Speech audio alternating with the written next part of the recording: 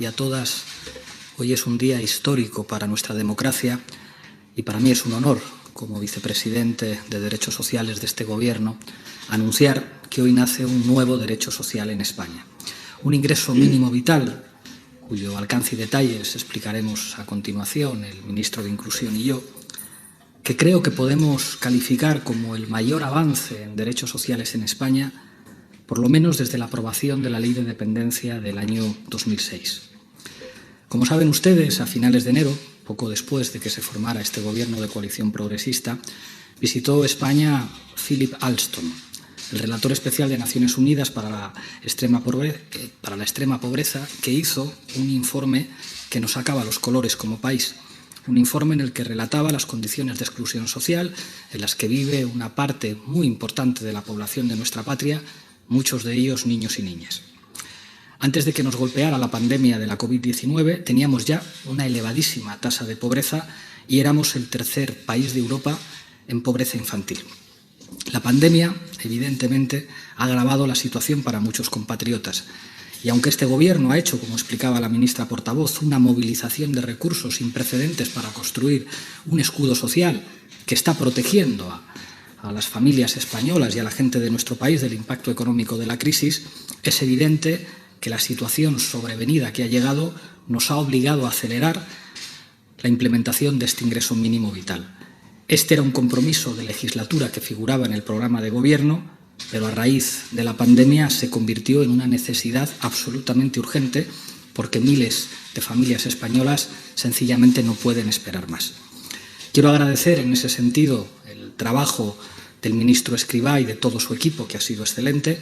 Quiero agradecer al presidente del Gobierno que atendiera la urgencia que le reclamé para sacar esto adelante lo antes posible, y quiero dar las gracias al Ministerio de Derechos Sociales, a su secretario de Estado, Nacho Álvarez, a Jorge Usó y a todo el equipo que han sido capaces, junto con el equipo del ministro Escrivá, de, quitándose muchas horas de sueño, trabajar para que hoy podamos decir que el ingreso mínimo vital es ya una realidad en España y que nuestra patria cuenta con un instrumento que la coyuntura nos ha obligado a acelerar. Pero ojo, que no es una medida coyuntural, es una medida estructural, porque la pobreza en España no es un problema coyuntural, sino un problema estructural. El relator de Naciones Unidas decía que la pobreza es una opción política. Creo que hoy, con toda la humildad, este Gobierno está demostrando, no solo con palabras, sino con hechos, que la opción política de este Gobierno es la justicia social. Y demostramos con hechos que nos tomamos en serio la Constitución española. El artículo 41 de la Constitución nos obliga a los poderes públicos a garantizar la asistencia y prestaciones sociales suficientes en situaciones de necesidad. Es decir, nos obliga a garantizar la protección social. El ingreso mínimo vital que hoy aprobamos supone tomarse en serio, de verdad, con hechos y no con palabras, el mandato constitucional.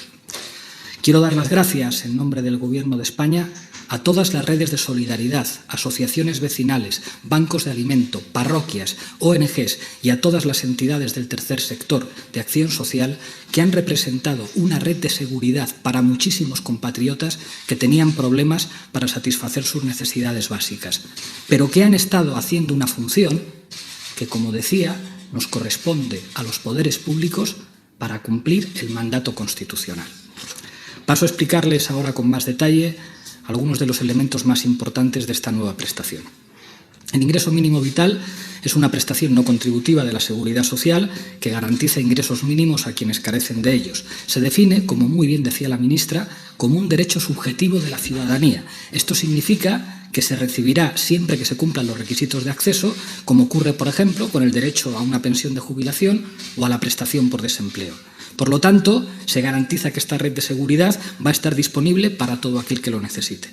El ingreso mínimo vital establece así una renta garantizada en toda España que se considera como el mínimo imprescindible para asegurar unas condiciones de dignidad. El umbral de renta garantizada será de 462 euros. 462 euros al mes para una persona adulta que viva sola. Cuando se trate de una unidad de convivencia, esta cantidad se incrementará en 139 euros al mes por cada persona adicional, ya sea un niño o un adulto, hasta un máximo de 1.015 euros al mes. Además, para las familias monoparentales se añade un complemento de 100 euros al mes. El ingreso mínimo vital se calcula como la diferencia entre los ingresos mensuales de la persona o unidad de convivencia y la renta garantizada en cada caso. Les pongo un ejemplo para entenderlo bien. Una persona que viva sola tiene derecho a una renta garantizada de 462 euros. Si esa persona no tiene ningún ingreso, percibirá 462 euros. Pero supongamos que esa persona cuenta con unos ingresos mensuales de 200 euros porque tiene un empleo a tiempo parcial en condiciones de precariedad. Bueno, esa persona en ese caso recibiría una prestación mensual de 262 euros, es decir, la diferencia entre sus ingresos y el umbral de la renta garantizada que le corresponde. Les pongo otro ejemplo. Una unidad de convivencia de 2 adultos y 2 niños tiene derecho a una renta garantizada de 877 euros. Si sus ingresos mensuales son, digamos, con un contrato precario a tiempo parcial, 300 euros, pues la prestación mensual que recibirían sería de 587. Aquí está una de las claves fundamentales de esta prestación que la distingue de otros tipos de rentas de inserción social que existían hasta el momento, y es que el ingreso mínimo vital es compatible con otros ingresos, incluidos los ingresos laborales. Esto permite ampliar la cobertura de la prestación, que no se dirige solo a personas sin ningún ingreso o a personas desempleadas, sino también a personas o a hogares con ingresos muy bajos o con empleos temporales muy precarios. Y permite, sobre todo, evitar algo que es muy importante, evitar lo que los especialistas llaman la trampa de la pobreza, la situación en la que alguien se ve obligado a elegir entre aceptar un empleo o mantener una prestación social. Haciendo que el ingreso mínimo vital sea compatible con otros ingresos, se evita el dilema y, por lo tanto, se incentiva, esto es muy importante, a que las personas que reciban esta prestación consigan también ingresos laborales. De hecho, no solo será posible, mientras no se supere el umbral establecido, compatibilizar el ingreso mínimo vital con ingresos laborales, sino además establecemos un estímulo específico al empleo, para asegurar que para las personas que reciben el ingreso mínimo, conseguir un trabajo nunca pueda suponer una pérdida de ingresos. Los detalles concretos del estímulo al empleo se establecerán mediante un reglamento que desarrolle esta ley, pero les adelanto que será un mecanismo parecido al que ya funciona con mucho éxito en Euskadi y en Navarra, por el cual, si una persona que recibe esta prestación incrementa sus ingresos laborales, una parte de esos ingresos no van a computar para el cálculo de la prestación. Para que todo el mundo lo entienda, si alguien que está cobrando el ingreso mínimo vital de repente consigue ganar 100 euros más al mes, no se le restarían 100 euros de la prestación, sino algo menos. Así se garantiza que siempre resulte conveniente para quien cobra la prestación aceptar un empleo y se desincentiva la economía informal. Les explico a continuación los requisitos necesarios para acceder al ingreso mínimo vital. Podrán solicitar la prestación todas las personas que tengan entre 23 y 65 años o desde los 18 si hay menores a cargo que lleven al menos un año de residencia legal en España. El acceso al ingreso mínimo vital dependerá exclusivamente del nivel de ingresos y del patrimonio de la persona que lo solicite. Respecto a los ingresos, se puede solicitar si los ingresos totales del año anterior son inferiores a la renta garantizada anual, de acuerdo con los umbrales que ya hemos explicado. Por ejemplo, en el caso de una unidad de convivencia con 2 adultos y 2 menores, sus ingresos en el año anterior no deben superar los 10.500 euros. Y también se puede solicitar si durante el tiempo transcurrido del año actual se han obtenido ingresos que en términos anuales estarían por debajo de la renta garantizada. Esto permitirá atender a las personas que se han visto afectadas por una situación de pobreza sobrevenida a causa de la COVID-19. Esto nos ha llevado mucho trabajo. Normalmente se tienen en cuenta las rentas del año anterior, pero la crisis de la COVID, con sus consecuencias económicas y sociales, se ha producido en 2020. Por eso hemos estado trabajando mucho para que las personas que acusen una situación de pobreza sobrevenida como consecuencia de la COVID se puedan acoger también a este ingreso. Y además de los ingresos, como decía, se comprobará también el patrimonio neto de la persona u hogar solicitante, restando lógicamente las deudas y sin tener en cuenta, como no podría ser de otra manera, la vivienda habitual. En este sentido, se establece un límite de patrimonio para acceder a la prestación que, de nuevo, aumenta en función del número de personas en la unidad de convivencia. Ese límite de patrimonio para alcanzar el ingreso mínimo es de 16.614 euros para una persona que viva sola y será incrementando por cada miembro adicional de la unidad de convivencia hasta un máximo de 43.196 euros, restando, como decía, las deudas y sin tener en cuenta la vivienda habitual. Además, quienes estén sin trabajo deberán, lógicamente, estar dados de alta como demandantes de empleo.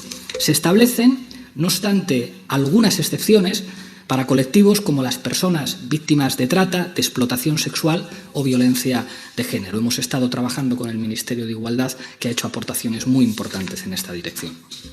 Otro elemento que quiero resaltar es que el ingreso mínimo vital es una prestación compatible con otras rentas de inserción de las comunidades autónomas. Lo que hacemos hoy es establecer un suelo mínimo igual para toda España, pero lógicamente las comunidades autónomas, en el marco de sus competencias, van a poder complementar el ingreso mínimo vital atendiendo a sus realidades concretas, que son muy diversas en nuestro país. Quiero aprovechar, además, para agradecer al conjunto de las administraciones autonómicas, muchas de las cuales han sido pioneras a la hora de implementar rentas de inserción social, que han sido una referencia fundamental para el trabajo que hemos hecho aquí. El problema principal que podían tener muchas de las rentas autonómicas no estaba en la cuantía de la prestación, sino en el alto porcentaje de población potencialmente beneficiaria que en la práctica no ha tenido acceso a ellas. Por eso, el principal objetivo del ingreso mínimo vital es aumentar la cobertura de las rentas de inserción de las comunidades autónomas, simplificando los trámites de acceso, como explicaré a continuación, para que ninguna persona en situación de vulnerabilidad se quede desatendida. ¿Cómo se puede solicitar el ingreso mínimo vital?